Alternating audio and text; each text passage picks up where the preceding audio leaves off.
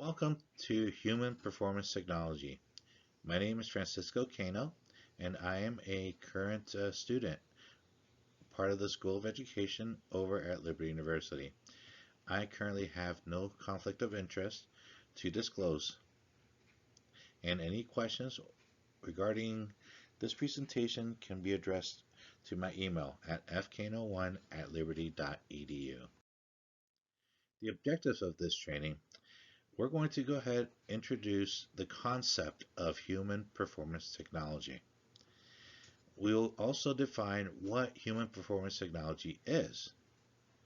We will introduce the concept of educational technology and how it is used. We'll define what educational technology is. We'll also discuss about the application of human performance technology in K through 12 education specifically. We'll also discuss focus application of human performance technology in educational technology, and we will summarize whether human performance technology can be incorporated or used in conjunction with educational technology. Human performance technology is a program for progress improvement. It has been used by many industries to improve staff performance with whatever deficiency may exist. Human performance technology is being incorporated and used in the field of K through 12 education. Human performance technology can also be used in educational technology or with educational technology. And the application of human performance technology in the field of educational technology is relatively new and has been used very recently to try to see how we can improve the educational process itself. What is human performance technology? According to the International Society for Performance Improvement, it describes human performance technology as a systematic approach to improve productivity and competence. So what does that mean?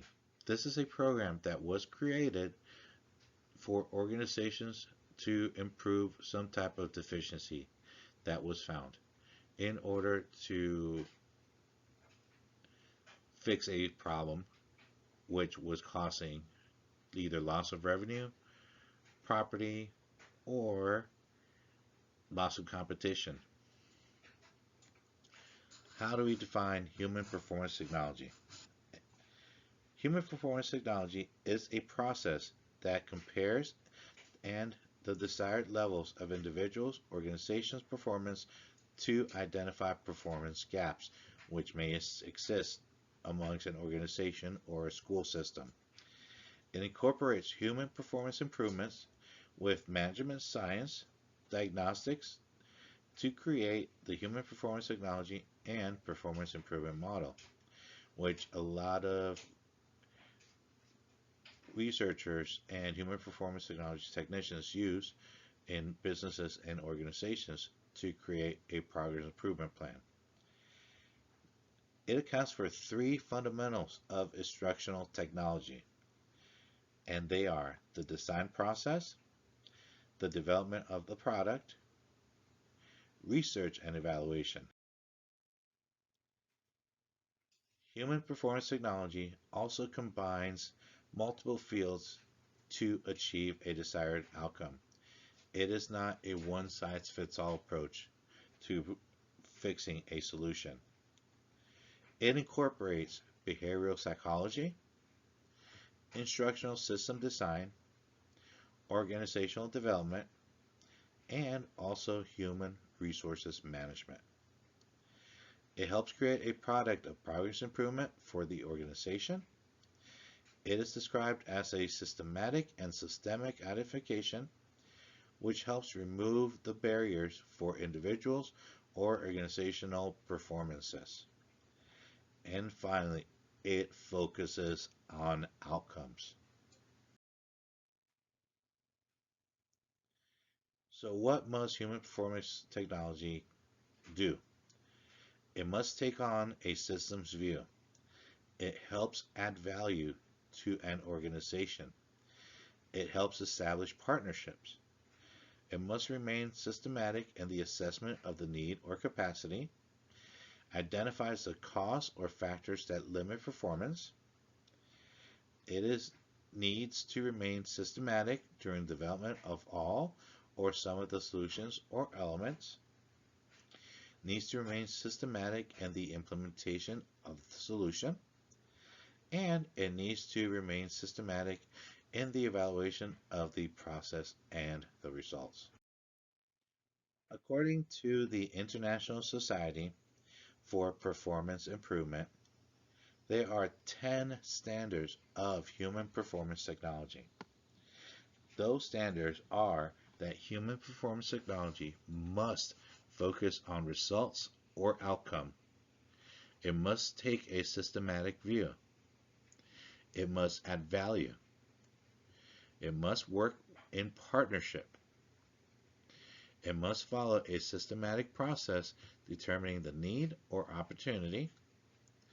It must determine a cause. It must design solutions which include implementation and evaluation. It must ensure solutions conformity and feasibility.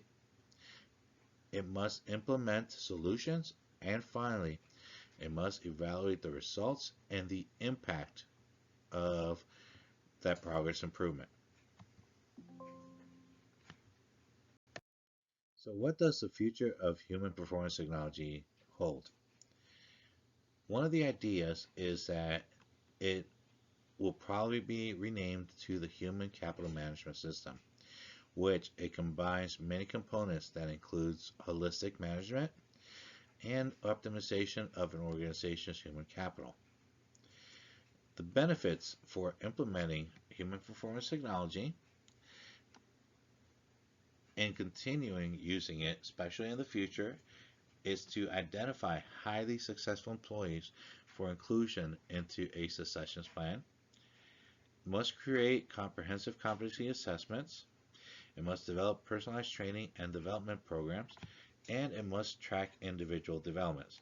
So all of these things can be used to evaluate or improve teacher performances, which in turn will transfer into the students improving academically.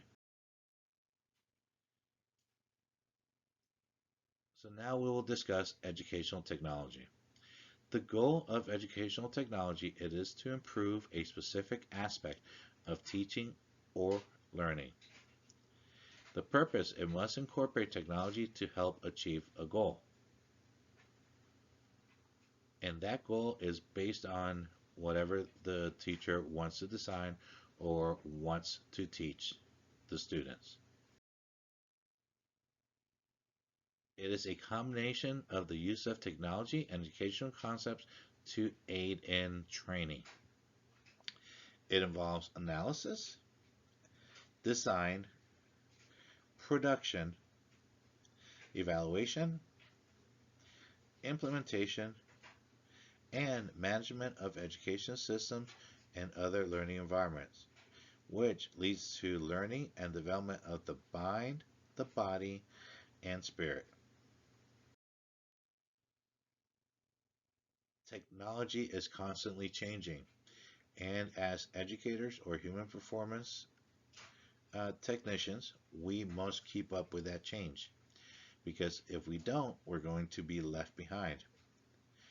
And during the time of the pandemic and COVID, a lot of people were having a hard time keeping up with that technology.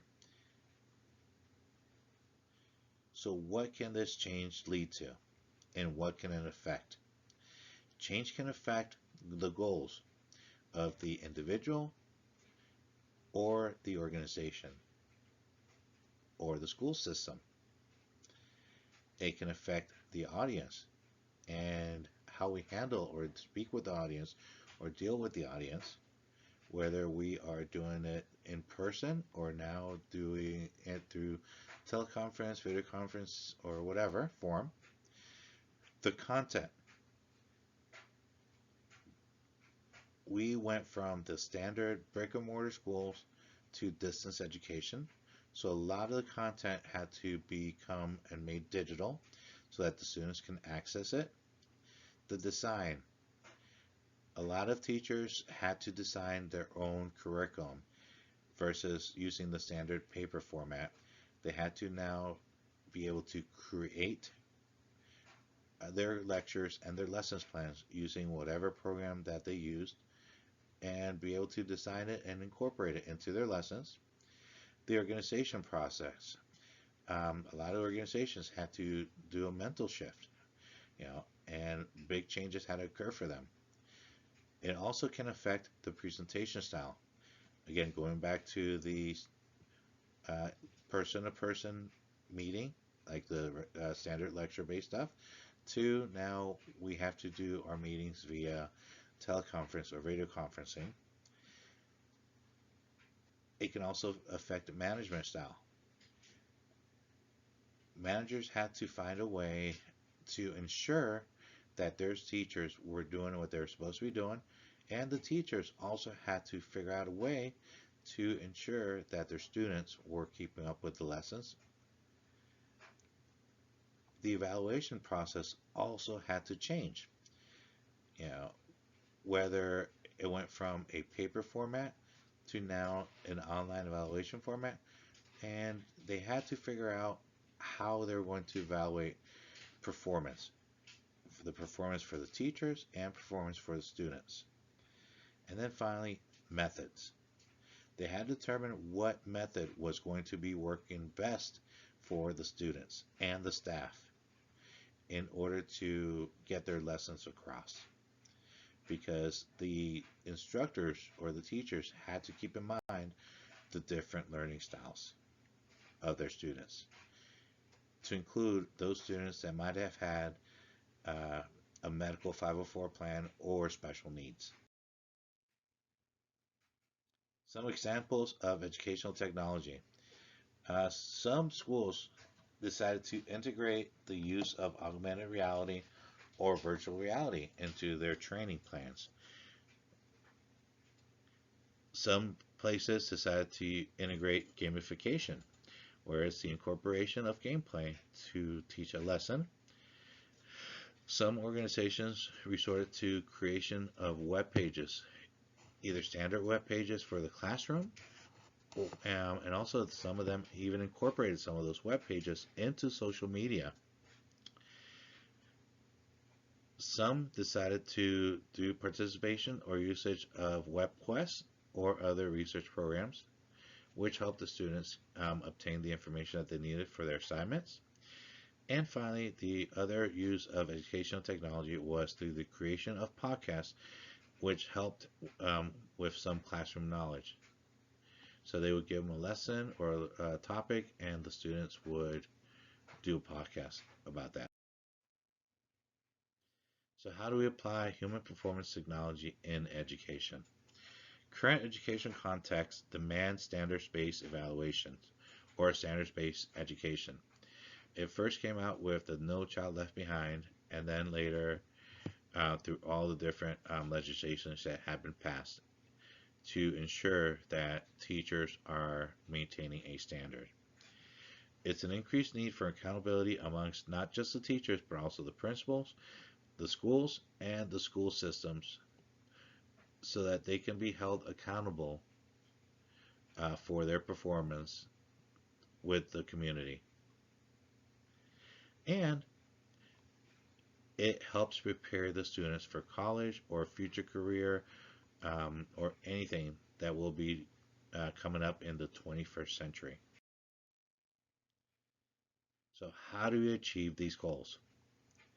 We'll start first with the school systems and districts required improved teacher professional development.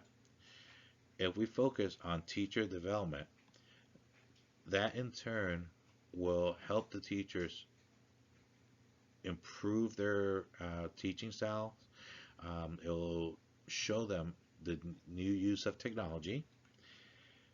Through teacher development, that teacher development must also be able to be transferred onto the classroom. It provides incentives like performance pay and quality improvement for the teachers, A lot of the school systems have integrated this plan. Also, it eliminates the teacher evaluation based on student performance, meaning that if Mrs. Smith's class, their students were not performing to standard, it will not deem her as a bad teacher. But now Mrs. Smith had to try to figure out how to improve the student performance. It also helps create changes in teacher practices. So what are some of the items that need to be considered while conducting a study for the application of human performance technology in education? One of the things that has to be looked at is time constraints. This means how long do you have to conduct your study? Is it going to be a long-term study or a short-term study? And that time constraint, again, is one of the things that needs to be looked at when you are trying to create a program for human performance technology. The next thing that you have to consider is the sample size. How big or how small of a group do you want to use in your study? And again, the bigger the group, the more time it might take and the more resources it might take to be able to come up with a solution. And the last thing that must be considered is data reporting. How is the data going to be obtained? Are we going to give the administration staff or the teachers? Are they going to self-report? Same thing with the students. Are they going to self-report? Or are we going to have an independent party do the data reporting for us? The results of any of the studies are based on data collection and testing your theory as if you are analyzing to see if it helped improve the progress or not. The bad thing about self-evaluation is that one can give yourself a high evaluation, but sometimes those high evaluations may not necessarily represent what is truly happening. So how do you fix that problem? You need to conduct that survey independently. When you become familiar with barriers that come up with your studies or in the learning process, you need to figure out a way how to overcome those barriers. The most important outcome for the application of human performance technology in education is how that training is going to be transferred to that desired workplace or outcome to produce permanent changes in practice and performance. And the last thing is you need to maintain that training because training itself may require you to go back and reevaluate, especially if we're starting to fall back into the same pitfall. Also, we need to evaluate whether or not that training is still working and it's still functioning properly, or we need to go reanalyze the situation. By incorporating human performance technology with educational technology, it can help increase the effectiveness of the K through 12 education through the teachers and the school admin staff and the schools and the school systems. It helps incorporate educational technology to greatly increase the effectiveness if done or if it is implemented correctly. Again, it is not a one-size-fits-all solution. You need to take multiple approaches. All right. An example of the application of human performance technology was based on a study that was conducted in Afghanistan, where during that study they reviewed the school's organization performance support system to see what was affecting the school's performance system. Well, they found out that the problem not only existed with the teacher, but also the students and the principals, and primarily it was also a lack of motivation from both the teachers and students, and they had to try to determine if also the fault was the fault of the leadership, for example, the principal. As a result of this study, you know, the principal was overall responsible for the training and development of not just the teachers, but also the students, which in turn meant that the teachers were going to have to attend further teacher development stuff. It also helped extend the life of the books, meaning that each student did not have to get new books every year. They were able to recycle it for the next level and use it for a longer period of time. And finally, it helped develop a better relationship between the school and the community. Now, what are some of the factors that can affect the application of educational technology in the classroom? Some of those factors are barriers. Those barriers can be either physical or emotional. Other factors are cost. Sometimes certain solutions are costly, so the administration has to see if they can support um, that progress improvement. And also, implementing educational technology may be a costly effect too. The equipment. They need to look at what all equipment is going to be needed. Are there going to be any additional training requirements? And the use of resources to purchase or hire more staff, and the ability of teachers to transfer their knowledge learned to the application of what's being learned, resulting in an improvement. So different types of human performance technology that can be used with educational technology. Some of those examples are the use of pre-recorded lessons, the use of distance learning, incorporation of preloaded hardware, choice of delivery system, method, or software, through the use of one-on-one tutoring or computer adaptive learning. Through pre-recorded lessons, some of the school systems, they used it to try to amplify the impact that the educators had while they were conducting the lessons. These pre-recorded lessons could either be video-based or audio recordings with a combination of some written materials. It needed to account for the content the instructor wanted to present and the quality of the recording.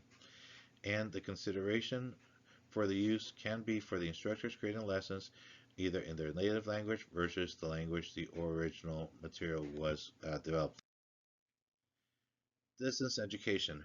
Distance education has increased dramatically. Um, Before the pandemic, it was for remote areas, but now distance education training can be used anywhere.